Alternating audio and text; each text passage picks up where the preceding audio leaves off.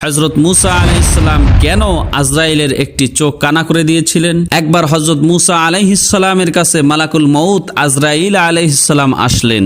মালাকুল মউত তাকে বললেন, হে মুসা, আপনি মৃত্যুর জন্য প্রস্তুত হন, আমি আপনার রূহকে গ্রহণ করার জন্য এসেছি। হযরত মুসা আলাইহিস সালাম এ কথা শোনা মাত্রই মালাকুল মউতের চোখে এক থাপ্পড় দিলেন, ফলে তার এক চোখের দৃষ্টিশক্তি হারিয়ে যায়। মালাকুল মউত ফেরেশতা আল্লাহ তাআলার কাছে গিয়ে বললেন, হে আমার রব, আপনি আমাকে আপনার এমন এক বান্দার নিকট পাঠিয়েছেন যিনি আমাকে এক থাপ্পড়ে চোখ কানা করে দিয়েছে, আর তিনি মৃত্যুকে স্বাগত জানাতে প্রস্তুত নন। তখন আল্লাহ তাআলা মালাকুল মউতের দৃষ্টিশক্তি পূর্বের মতো করে ফিরিয়ে দিলেন। আল্লাহ তাআলা বললেন, হে মালাকুল মউত, তুমি আমার বান্দার কাছে যাও আর তাকে বলো, আপনি কি জীবিত থাকতে চান?